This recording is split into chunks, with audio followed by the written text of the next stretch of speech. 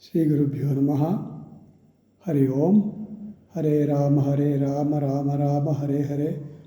Hare Krishna, Krishna Krishna, Hare Hare.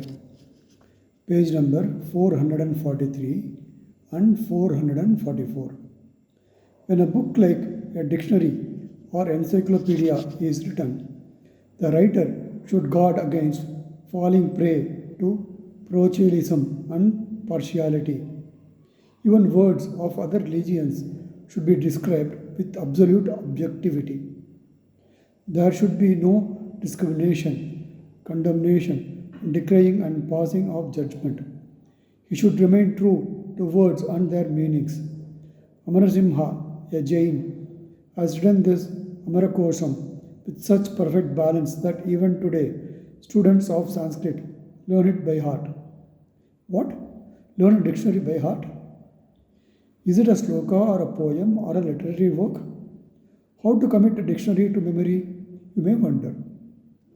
But Amarakosham is like a literary piece full of beautiful poems, easy to commit to memory. Those days, all Shastras were only philosophy and religious books. But Ayurveda, medicine and health, Dhanurveda, archery, carpentry, music, Jyotisha, including astrology, and even dictionary were written in a poetic form only. Reason was that printing was not known those days. You could not make as many copies as there were students. To memorize was the in thing. Prose cannot be remembered so easily, but a poem with a meter, rhyme, and rhythm can be committed to memory easily. This is the reason why all the Shastras had to be committed to memory in the olden days. The more you exercise the brain with trust that you can remember, more it can be made to memorize and recall.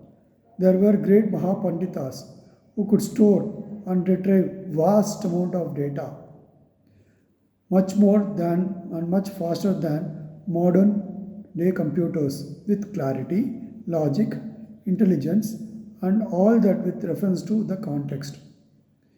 When you have the books for ready reference, we have nothing absorbed and learned in depth. There were more libraries now, but in the past, there were more walking, living libraries among humans. Memorizing has the advantage of enabling concentration and mental discipline. When a student spent more time in memorizing, he or she was automatically prevented from letting the mind run helter-skelter into the matters not related to the subject under study. So accordingly, all Shastras were written in Padyam, poetry, and not in Gadyam, prose. Amarasimha had written Amarakosham, a beautiful poetic form.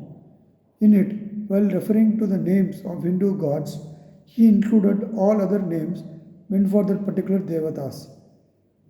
Without an iota of indifference or lack of care, he kept listing all the names for that particular deity. If you hear it, it will not sound like a dictionary, but more like a chanting the Sahasranama Rachana. Listen to what Amaram says as the meaning of the word Shambhu.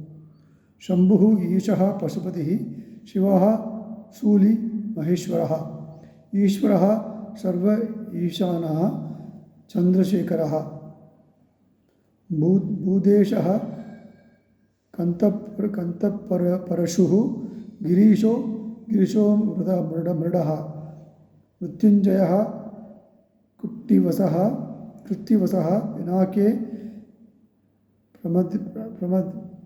Pramadadipa. What way Amarasimha has handled the words has seemed to say it with love.